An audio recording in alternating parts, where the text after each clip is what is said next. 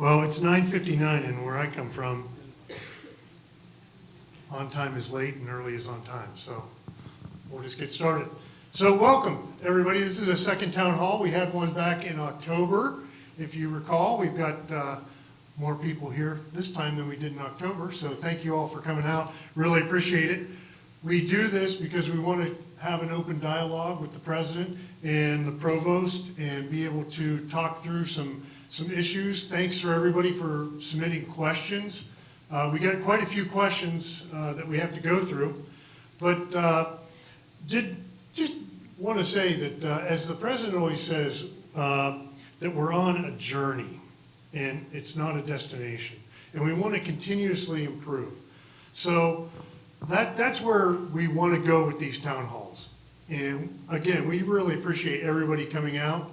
And again, President Johnson and Provost Adams, not Pintar, that's the change from last October. It was Pintar, now it's Adams. Provost Adams are here, and we'll get started with both of you to just give some opening remarks. Mr. President? Well, great. Thank you, Tim. My name is still Johnson. Nothing happened to me since last year, right? So I'm in good shape. As Tim said, the purpose of these town hall meetings is just another level of transparent dialogue. We're going to answer the questions, but it's more of a listening for us to understand the things that keep you guys up at night and that you worry about in your jobs, because if you're concerned about it, those are things that we also need to be concerned about. In my opening remarks here, I'm not going to duplicate what we're going to be talking about when we answer the questions. So we're going to talk about a lot of things when we go through the questions that you submitted. And then we'll also take a few questions from the audience, because some things may come up as we go along that you want to talk about as well. But just several things so that you're aware. We got a lot of irons in the fire. I don't know what you know and what you don't know in your circle, but I can tell you, in our efforts to pursue the vision of being the anchor university for Northeast Ohio, we believe we are, and we want to continue. That's a journey, as Tim said. We want to continue that process. But it requires a lot of things, right? And so we've got a lot of key initiatives that are underway, and we're going to talk about some of those today. A couple of them that you might already know about: enrollment is up again this spring term. If you saw the 14-day numbers, we're going into our third year of increased enrollment. When we had enrollment increasing for 2 years, it was the first time in 2 decades. I'm sorry, in a decade, not 2 decades, but first time in a decade that we had 2 years of enrollment increase. And now we're going into a third year. I know the numbers are modest. You know, we had a 2.1% increase in enrollment, overall enrollment, a 1.2% increase in FTE. That's full-time student equivalent. And those are modest numbers. I'll be the first one to admit that. But in this hyper competitive environment that we find ourselves in, going after a smaller pool of resources, fewer fish in that pool, we have to cast a wider net. So there's a lot of hard work being done by a lot of people on this campus to keep our enrollment going north, and we'll talk about a few of those things as we go along today. We're doing something, and I'm going to shift gears here now and talk about something totally fun. Most of you may remember that we used to do live concerts here out at Stambaugh Stadium. That was stopped some time ago. I'm not going to get into why they were stopped because I actually don't know. But if I could do my life over again, I'd be a professional musician because I love music and I love to sing, I love to perform. I get a chance to do that ever so often. Some of you have been unfortunate enough to have witnessed that, but I love music. And so we are bringing back the summer concert series to Stambaugh Stadium in collaboration with Y Live downtown, and we're working with the city as well. But on July 10th and 11th, the same weekend we have our Summer Festival of the Arts. We're going to have 2 live shows on the evening of the 10th and one on the evening of the 11th. The evening of the 10th, it'll be Jason Aldean. Opening act will be Travis Tritt. Some of you may know those names. On Saturday night, it'll be Eric Church, the headliner, and Ernest will be the opening act. But over that weekend, we're going to be having somewhere on the order of 40 to 50,000 people on our campus. And when you talk about being an anchor university is a lot of things. Quality of education, robust programs, meeting the workforce needs of the region. That's definitely a part of that mission of an anchor university. However, there are other things that an anchor university does. And drawing people to campus for things other than sitting in a classroom and hearing a lecture or taking a credit hour is really important too. Entertainment, dining, retail, and the like. For us to get 40 to 50,000 people over a weekend to come to our campus, that ups our brand. That's a really big deal, and we're really excited about that. And so, hope you all are, for those of you that are around that weekend, can plan to come out. The last thing I want to mention in my opening remarks, if you haven't already checked it out, this year, for those history buffs in the audience, this is the 250th anniversary of our birth as a nation, the signing of the Declaration of Independence and all that came after that. So we're going to have a play. We're going to be doing some special activities and celebrating America's 250th anniversary later this year. Tim, remind me what that website is that people can go to see what we're doing. YSU250.org. All right. YSU250.org. So go out and check that out.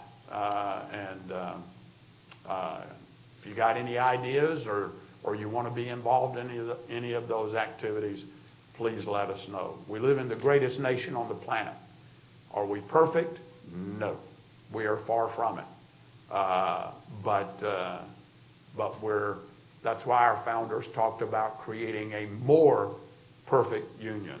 Because just like here at Youngstown State, America is an idea. We're never going to be a finished product. It's a journey. And we all play a part in that journey. So I hope you'll check it out. Dr. Adams? Thank you. I'm trying not to connect it to me in case I go into a sneezing fit, but thank you all for being here. Let's get to the questions. Okay, just like last time, it's the town hall's divided up into 3 parts. We got they did their opening remarks for you, let you in on some information. We'll take we have questions that were submitted online and anonymously, and we'll go through those. And then the last part will be kind of a round robin. We can ask the audience for questions to the president and provost. If you can, just as a reminder, if you're going to ask a question, please just state your name and your department and go from there. Try to keep your questions to about 1 minute. Yeah, it's going to be like speed dating. You answer the question, we'll answer real fast. Yeah. Okay, so we will get into our questions that were submitted online. Our first question: Do we have any updates on the status of the Eastern Gateway Steubenville campus? When might we start offering classes? What programs will be housed there? You bet. We are making solid progress. Let me say several things. First of all, I want John, Hayden, and Shannon stand up for anybody that I know that everybody knows who you guys are, but stand up. These are our two project managers. They're spending several days a week down in Steubenville. You will begin to see the transformation of the building occur. I think there's some, we'll be showing a slide here in a minute or so when it pops up about what the building down there looks like.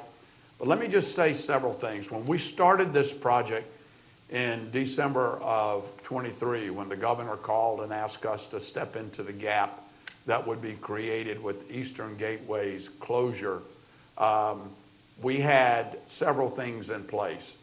We had a campus that was active. We had faculty, we had staff, we had students, and we had a significant amount of state funding. Today, we don't have any of that. We have no students, no faculty, very, very small staff, and no funding, relatively no funding from the state. We're getting a little bit, but certainly not what it's going to require to sustain operations there. So we are essentially going out in a new business venture. We have every reason to believe that we're going to be successful. The feedback we're getting from the community is very, very positive. If everything goes well, we'll begin teaching classes in the fall, this coming fall. I'm going to let Dr. Adams address that part of the question. But we are beginning to see the transformation occur in the building there in Steubenville. You see some of that up on the slide now. So very, very proud of the work that Shannon and John are doing and the work that Dr. Adams and our faculty have done to prepare to deliver those programs. Jen, tell them a little bit about that. Okay, the next slide shows the programs that we are planning on offering starting fall 2026 in Steubenville. So you see a number of certificates and some associate degrees. Big thanks to the deans who processed all the paperwork for those, and then Kevin Ball, who's been working with ODHE. They are allowing us to put these in and have promised us a quick return on them. They didn't want to process them before because we had to actually have ownership of that property. So now that we do have that, they're willing to process them. So you'll see these programs being offered in fall of 2026. We do hope to offer more bachelor degree programs and associate programs as the time goes on, but we're starting with these. We think that they are important to the region. My team's done a lot of background research on what looks like it would work in that region, and that's how we came up with the selection of these programs. By no means is it the only programs we'll be offering. It's the only programs we're going to be offering fall 26 to get started.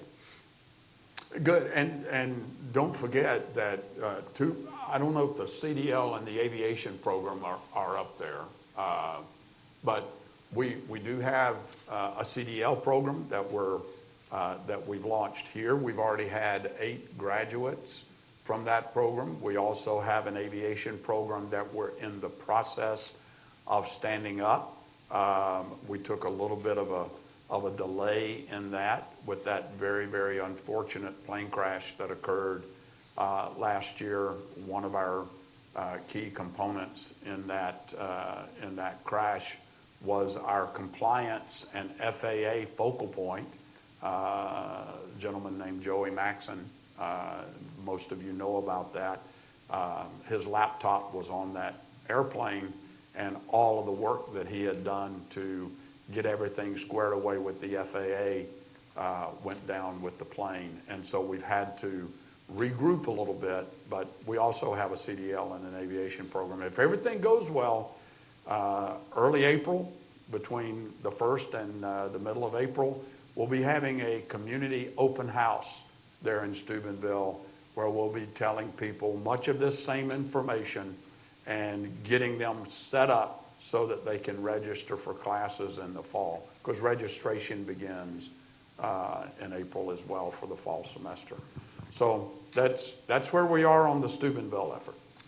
And going right along with that, the second question, presumably from a student, is can I take a couple classes in Steubenville and also take a couple classes in Youngstown? Yes, students will be able to take classes both at the Steubenville location and the Youngstown location. Steubenville's considered a second location, so you'd be able to take courses from both if it applies to your program.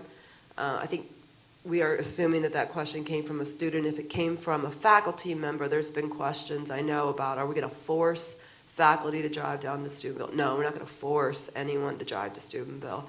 However, we have had some faculty say, Steubenville is closer to me, could I teach classes down there? And the answer to that is yes. To be completely transparent, we are not going to pay any faculty to drive to Steubenville. So if it's not convenient for the faculty, we will find other faculty in Steubenville and hire them to teach there. So nobody's going to be forced and no one's going to be paid to go to Steubenville.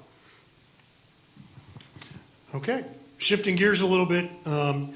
The next question is, given Youngstown State University's recent achievements in community engagement and continued institutional recognition, I would like to inquire whether the university is considering pursuing Carnegie R2 High Research Activity classification.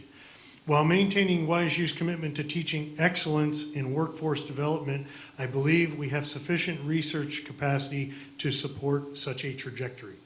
Yeah, this is a great question. That did come out in part of our academic master plan. The goal to get to be an R2 research level institution requires that we graduate at least 20 research or scholarly doctoral students a year. So they have to be research or scholarly driven, and we have to expend at least $5 million on research. So those are the targets we're looking to hit. I have asked Associate Provost Sev Van Slambrook to put together what a plan looks like, whether it's a 3-year plan, a 5-year plan.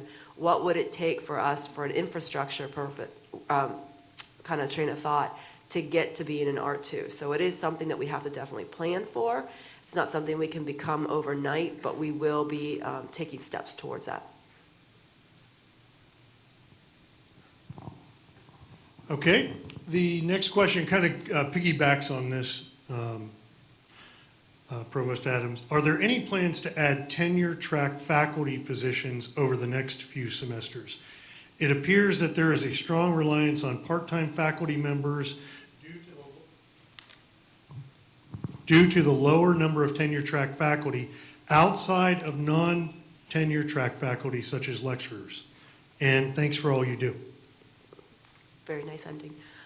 So we are a teaching institution first. Our push towards an R2, as we just talked about, would rely more on tenure-track positions in particular areas. That's one of the reasons why we have asked each department to be very specific on their program pitches, their goals, and their action steps. So we're literally going to the faculty saying, tell us what your department wants to be. And if they're mostly teaching, then we have categories for that. We have lecturers, we have senior lecturers, and for service component, we have principal lecturers. If the department is really going to go forward with the research, then that is where we would look at more tenure-track faculty and tenured faculty. But we need to start as an institution being more focused on the return on investment for the difference in all teaching versus tenure, which is research and scholarly activity and service. So with the SB1 policy or state law policy, I should say, talking about post-tenure review, there is going to be a heavy reliance on looking at everyone who's tenured and making sure that we're tracking what research productivity they have, and if it's a continued research productivity. And that is not something that we've typically done in a state university like YSU, is track that after they receive tenure. So there's a combination of answers there.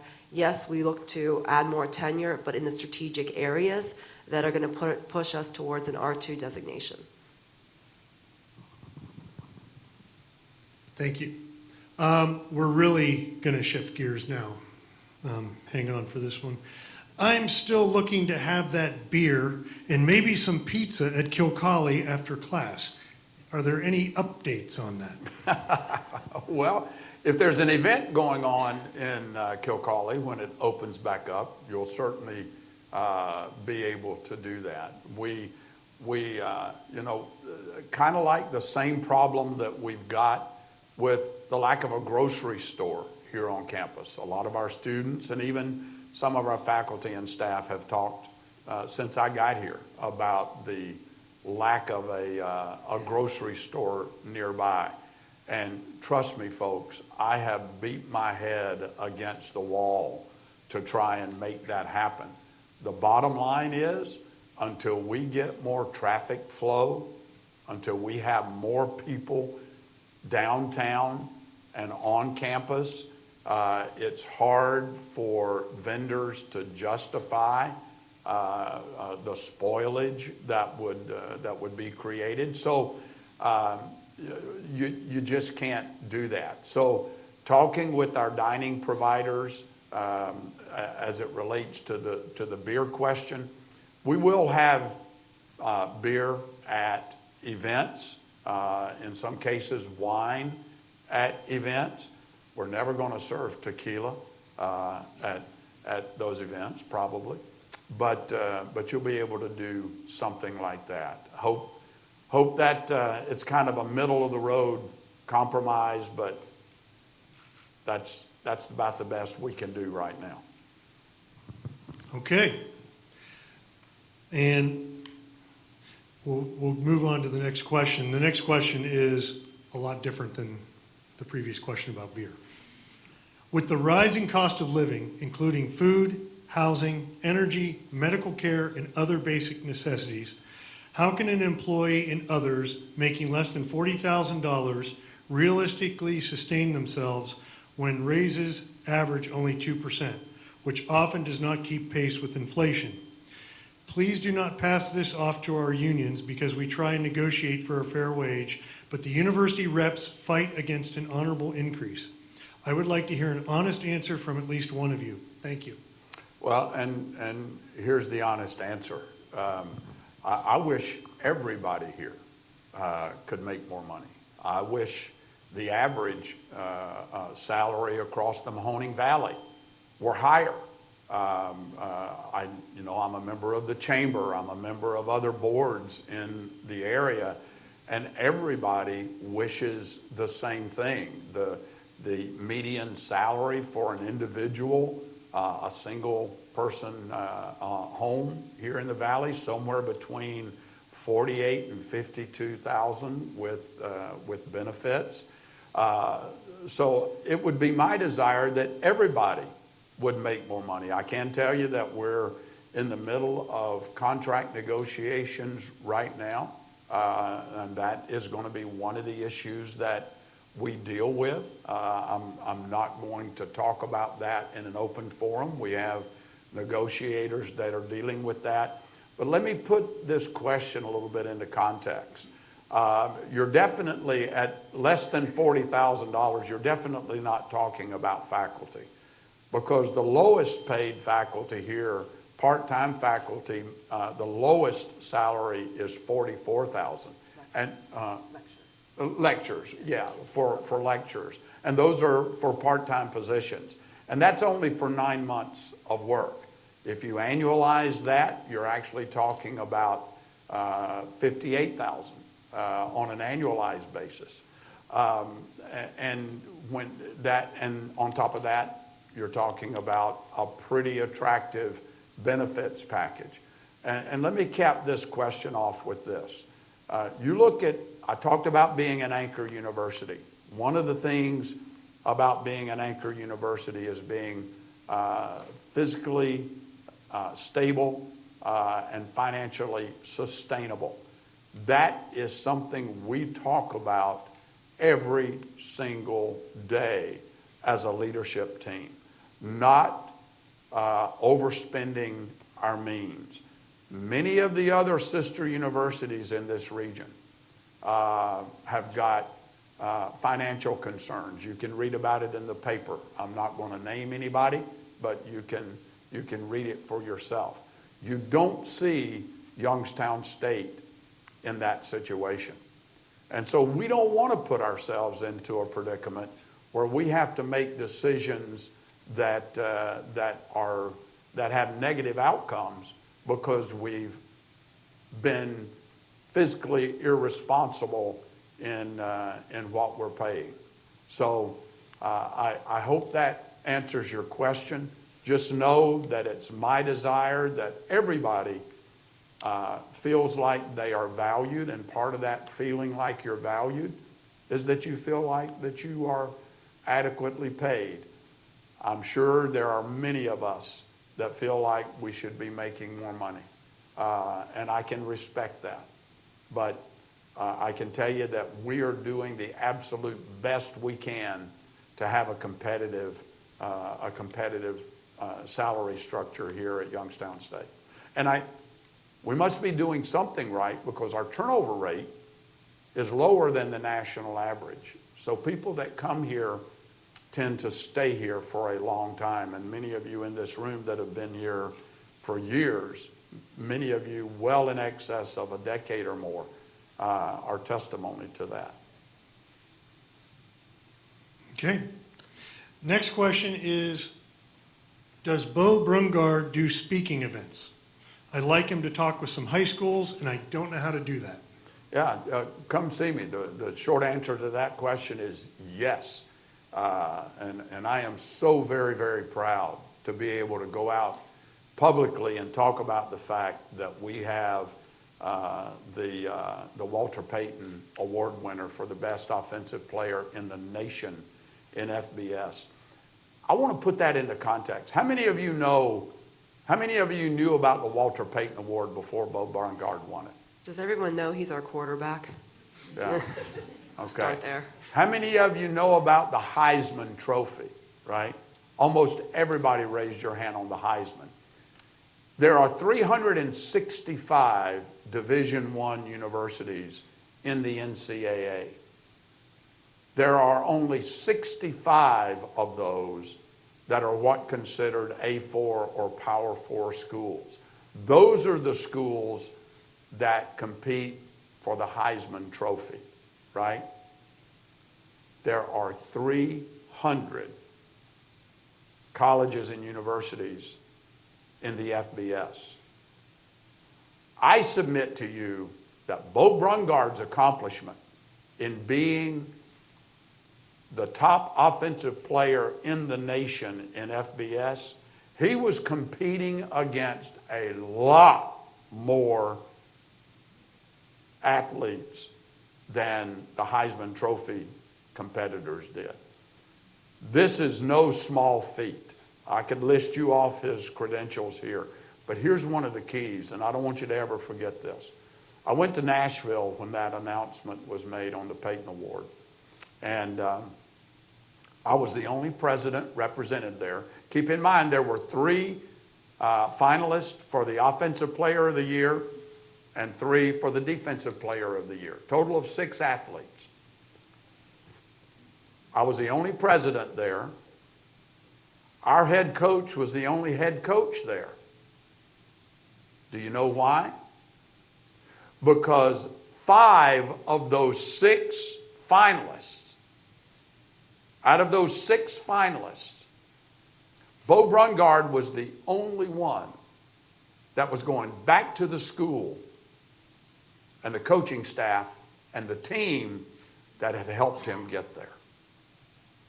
And that was before he even mentioned, well, what's NIL going to look like for me? In fact, he didn't ask that question. We're doing some things for Bo because it's the right thing to do. But that just lets you know a little bit about the character of the individual. 5 of those 6 world-class candidates, superstar athletes, they were all going to different schools than the school that helped them get on that stage in the first place. I think that says something about the character of Bo Brungard and the character of our Penguins. All but 2 players on our offense are coming back next year. So we're in a really good place, given all the controversy around the portal and NIL and all that stuff. But yes, he does. If you want him to speak, come see me, and I'll be glad to put you in contact with the folks that you need to try and set that up. Okay, we'll switch from football to snow. How is the decision for moving classes to online for a half day made? I ask because I'm not equipped to teach online, do not use PowerPoints because of the nature of the course, and the night before notice was not enough time to pivot to the material content. I also ask because next Monday night is a forecast for -1 degree, which is even colder than this Monday was. Should we assume that classes will be moved to online once again? How many of you think that the weathermen are right every time? Right? We can't close school on Wednesday because we hear that there may be a snowstorm on Sunday night. We have to wait a little bit and see what happens. These are decisions that are not made in a vacuum. The leadership team literally gets on a phone call the night before to figure out if the weather reports have been accurate and if it's safe for our students, faculty, and staff to try and get to work and come to campus. So I can promise you those decisions are not made in a vacuum or haphazardly. However, as far as moving classes online or remote, I'm going to let Dr. Adams address that part of the question. You know, I think, if anything, the past 10 years in higher education have taught us that we need to be flexible and nimble. Nobody expected COVID. We hope that never happens again. The academic master plan and all the interviewing that we did of our faculty and staff here, nobody wants us to be a completely online campus. We're so much more than that. But we do have to be nimble and flexible, and that's one of the reasons why Hillary Furman and her team at the Institute for Teaching and Learning is so valuable. We have to be ready for this. We live in Ohio. That's not going to change. We're not going to pick up and move. So we have to find ways that in your lesson plan for your course, you're probably going to know January, February, March, good chance at least one of those days we might have really cold temperatures. And so I would just encourage you to go to the Institute for Teaching and Learning to make sure you can think of a way that you can do an emergency class online. It doesn't mean that you have to do the whole semester that way. It doesn't mean you have to do the whole week that way. But being flexible and nimble with your teaching is going to be helpful because we cannot change the weather and we certainly can't predict it. So I know Hillary has a lot of opportunities within her department. Again, that's not trying to switch your class online. And pedagogically, most classes cannot be only online. We know that. But we do have to be able to think of ways to make it work for the students, because there's certain times we just don't think it's okay for students to be out in the cold weather, or we hear from John Hyden and facilities that maybe we can't move all the snow and make it safe from the sidewalks and the parking lots to make sure that everybody gets to campus. So we do have to take those factors into consideration. So please consider faculty being proactive, knowing that we live in the northeast part of the United States and we're going to get this kind of weather. Okay, thank you. Provost Adams, I think this is for you. How is the university dealing with the declining and aging population in Northeast Ohio to continue to try to increase enrollment and offer various new programs to entice new students? Yeah, that's a good question. So we have the APEEI, which is our academic program enhancement and whatever other words are in there. But what we do is we review all of the programs annually. And so we really rely on the faculty involvement in that, because you're the experts. You're the ones that can tell us this is trending downward, this is trending upward. I mean, we have some metrics that are in our office. Ross does a lot of different things. We rely on data from Jeannie and Tice's area. So we really look at the data, but only the faculty have the expertise to share with us, this is a good idea to go this direction, this is a bad idea to go this direction. But we can't just keep adding programs, so you have to eliminate programs, and then add other ones. So that's part one. Part two is we have a lot of success in the brick and mortar realm. You can see that we're expanding a lot of the associate degree programs and certificates, workforce ready programs. Those are all in person and brings people to campus both here and in Steubenville. So that brick and mortar presence is so important to us. And so we're trying to find ways to entice students to get comfortable with a four-year institution. Maybe it's taking a certificate, maybe it's certificate to an associate's to a bachelor. We have students that were in Eastern Gateway that transferred over to YSU that are now getting their master's degree at YSU. So that thought process isn't just a theory, it's working right now. So we see that we can entice these students in with some of these other degrees that are a little bit more palatable. The other thing is our online. So we're really working online for the programs that pedagogically work that way. We are really recruiting students that have some college, no degree. So we work with a partner on that to do a lot of marketing for some college, no degree, entice them to come back and finish. And we have a lot of initiatives working with active military now. So we're reaching out to military bases. We have lowered the tuition rate for active military so that it's in line with what they are guaranteed from the federal government. So we're really working on different avenues to attract students from all aspects and where their needs are. Now, keep in mind, it is a journey, and we're making significant progress, but we'll never reach the finish line because we will always want to improve with this. But I mentioned earlier that our full-time equivalent rate is up about 1.2% this semester. That's largely driven by people that are staying in college, our retention rate, people that are getting here and staying with the program and finishing their degrees.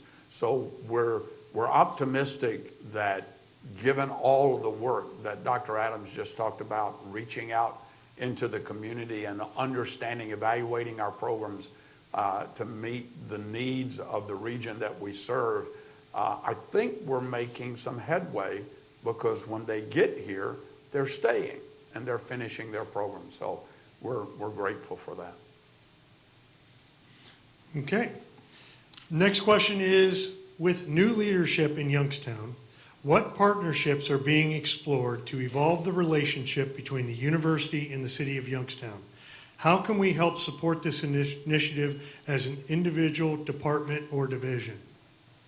Let me say from the outset, there's three people that, depending on whether you're faculty, staff, or students, that you need to know who's engaged. Dr. Amy Constantino is our community engagement. She leads our community engagement arena. Interim Vice President of Student Affairs, Joy Pocabla Byers. She deals with things like the homecoming parade and our involvement in the Christmas parade and any time that Pete and Penny are downtown. And then Sarah Keeler, our head of government affairs, also deals with relationships with our elected officials, who some of those are downtown. So there are many different avenues, several different avenues that you can go through to get involved downtown.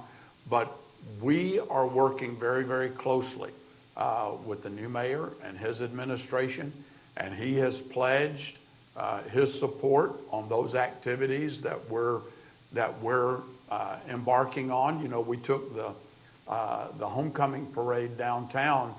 I wasn't here obviously at the beginning, but I heard that they've been trying for 35 years to take the homecoming parade through downtown. And we were successful in doing that last year.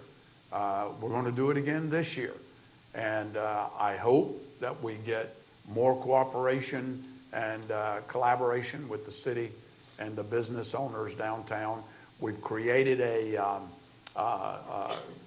for lack of a better term, a student city council group. And there are even some staff and faculty that are involved in that effort as well, that meet with our businesses downtown and our administration So we're working collaboratively to try and make it more of a seamless integration between the campus and downtown.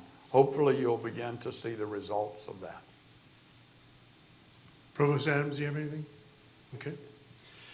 Next question, what initiatives are being explored to help retain talented staff and avoid high turnover? I think, as the president alluded to earlier, if you look at our turnover, it's actually pretty low. If it's less than 8%, it's considered a very stable industry. If it's between 9 and 12%, then that's typical. And for faculty turnover this past year, we had less than 8%. It was in the 7%. 2 years prior, we had a little higher numbers, but it was still within about 12%, and that's because of the VSRP. Our staff turnover isn't that high either. It's also in the relatively good range. So we're fortunate to have that. And if you look at the top 4 reasons why there is turnover at an institution, it's because of leadership and not feeling like you have the proper leadership with you. It's because if you don't feel that you're being used at your job, or you're not used to your fullest extent, and it's not understanding your goals and what's important in your role. And so what we're doing is working with our managers all the time to make sure there's clear standards. I think with a lot of the new policies that we were asked to enforce with the state law, that's going to help. But I think it's important that all of our managers reach out to our faculty and staff to make sure that they understand their needs. A number of the different locations are also looking at how do we scaffold so that there is somebody who's next in line and understands the role. So we've talked about that a lot in leadership as well. I quit drinking my water because I wasn't sure if it was boiled. Say again? I was just trying to protect our president. I quit drinking the water because I wasn't sure if it was boiled or if it was tap. I was like, oh. But anyway. Yeah, where did this water come from? That's a good it's question. bottled. Okay, thanks, Jackie. You got us. Where did it come from? You'll find out in about a half an hour. I noticed she waited until I drank half of mine before she said anything. So I don't know if there's anything to add to that, but I think there might be some turnover soon after drinking it. That would be a good collaborative move downtown. Poison the president, right? Okay. How could we have a town hall without a parking question? I work close to the F1 parking lot by feeder. My job requires me to go off campus 2 times a week, and when I return, I can't find parking. Can employees who have schedules like this park in one of those 25 reserved spots that are vacant in F1? Yeah.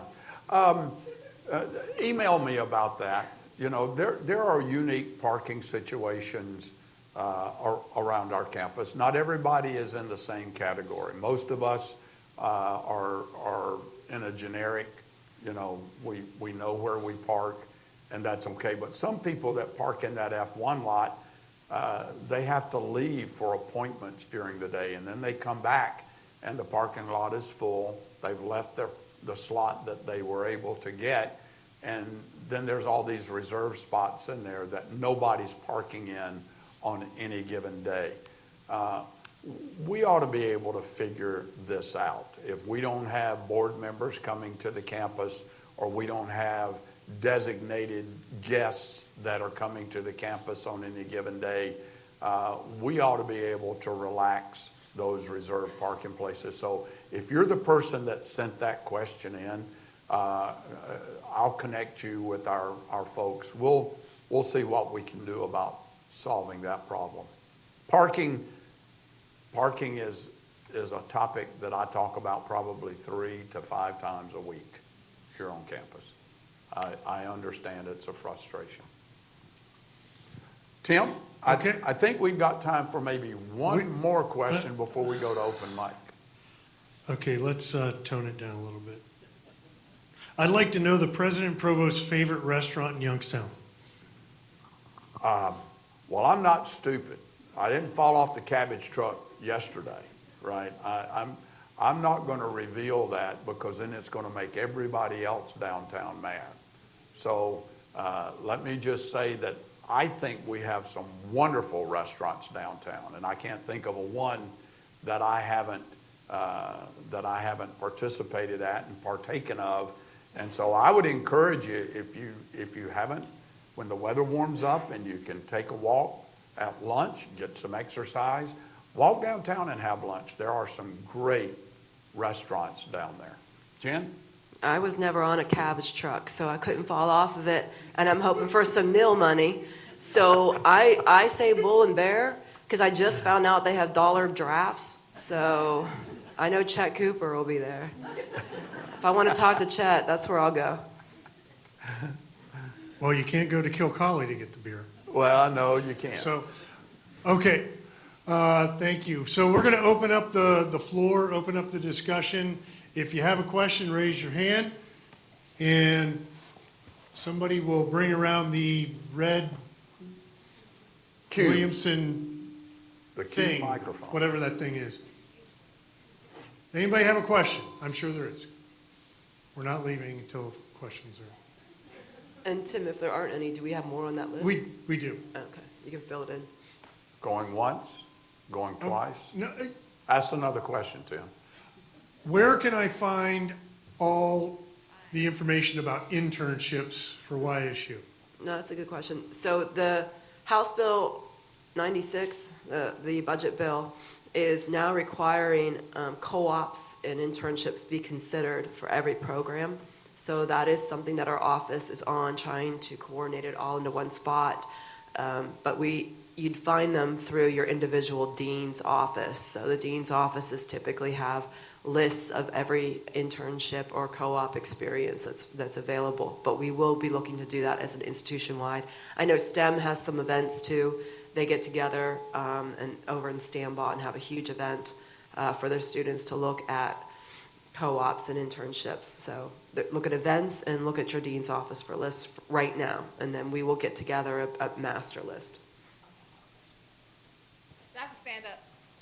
No. Okay, hi, I'm Krishana Jackson Leftwich from, what's my department? Humanities and Social Science, the Political Science Program. They changed my department. My question is about SB1.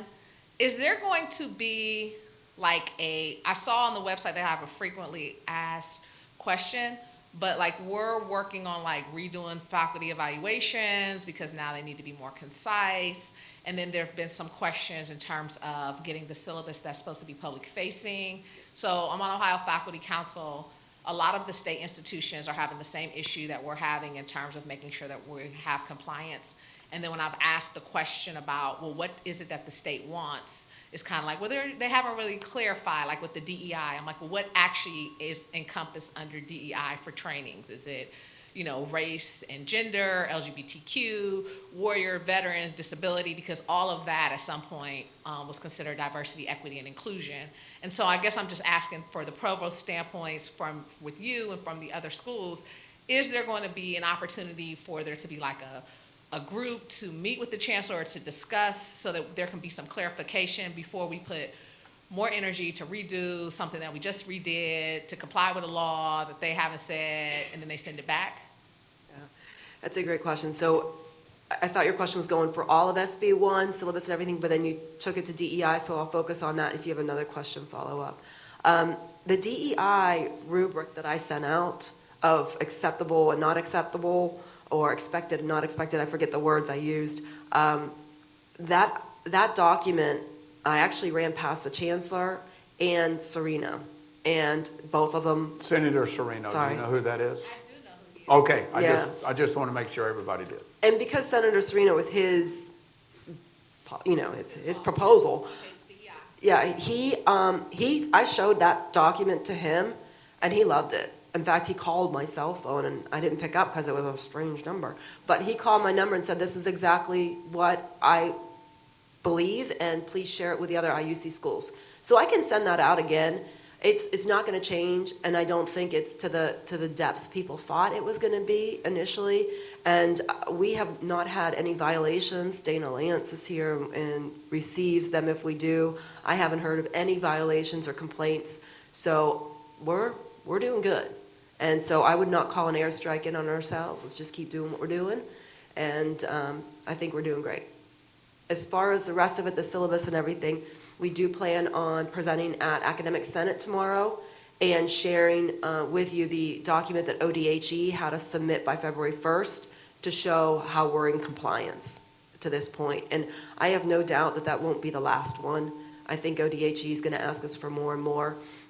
Right now, there's a full push from my office because the 90 credit hour degree for bachelor's, they call it the accelerated bachelor's degree, which I know we have some online programs that we're calling accelerated, but the 90 credit hour accelerated bachelor degree cannot be the ones that we had thought. We had thought psychology and communication, but those aren't in-demand jobs according to the state. So Dr. Michelson and her team are working on a healthcare administration 90 credit hour that we're gonna get through, because if we don't have that done, we don't get our SSI. And same thing, if we're not compliant, we don't get our SSI. But so far, we have been noted as compliant in everything. We don't have any issues. And before anyone else asks, no, we have not heard yet about the waivers. The programs that we applied for the waivers, we have not heard back from the state yet. Did that cover everything, Krishana? Yes, thank you. Okay. Oh, got a question up there. Jeannie Herman. The troublemaker.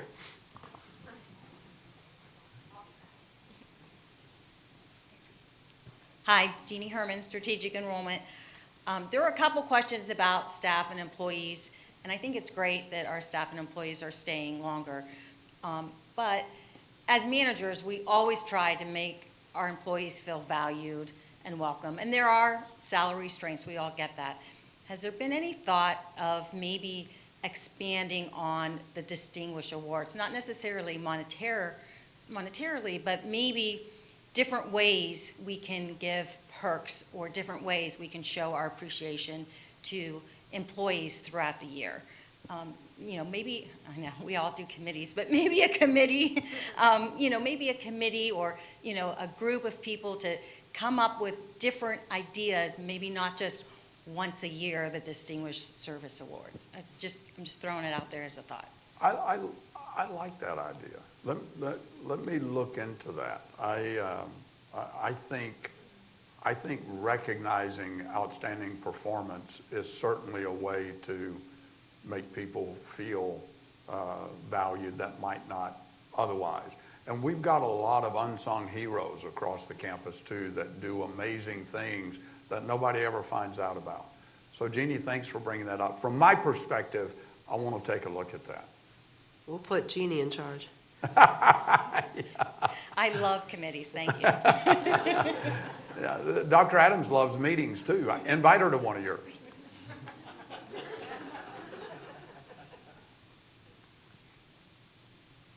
Anybody else? We have a few more minutes.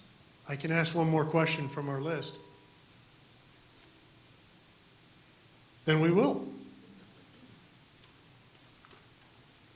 The YSU website continues to lag behind peer institutions. Outdated pages remain, information is inconsistent from place to place, and the overall design and layout do not reflect the professional attention given to websites at many competing universities.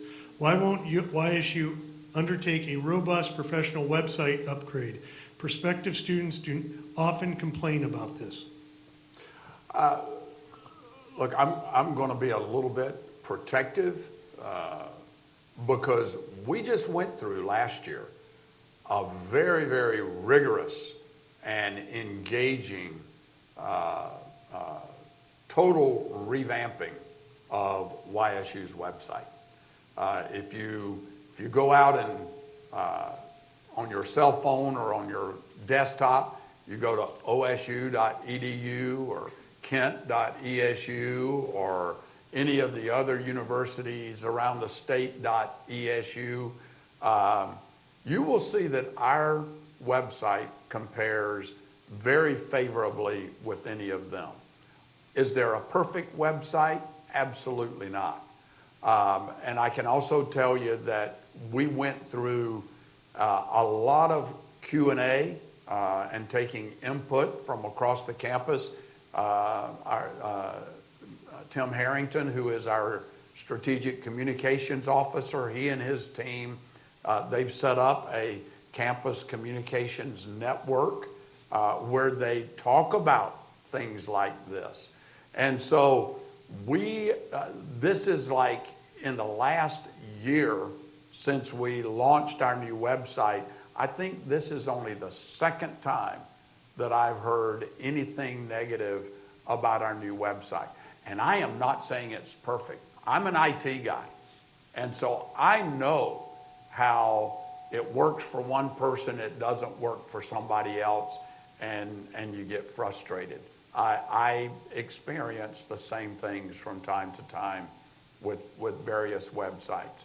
But here's what I will challenge you to do. Be specific. These were anonymously submitted questions. This is one that requires a little bit of specificity. We need to know what you're seeing that's outdated. I'm not saying there's not outdated information out there, but if we know where it is, we can attack it. If we don't know where it is, then it just kind of sits there and festers and irritates you, whoever submitted that question. Let us help you. Come talk to Tim. Tim's our strategic communications officer. Come talk to him and let us know details about what you're talking about, but we'll be happy to try and address your concerns.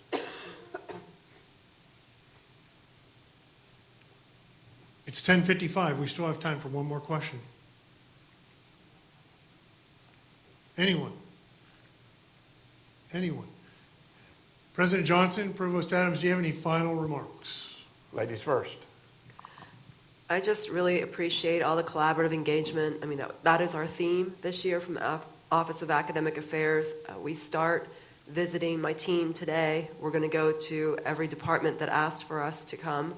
We're starting those today and visiting, so please take that opportunity to tell us what your needs are, how we can help you more, and how we can make sure that you understand the direction of the institution from an academic perspective.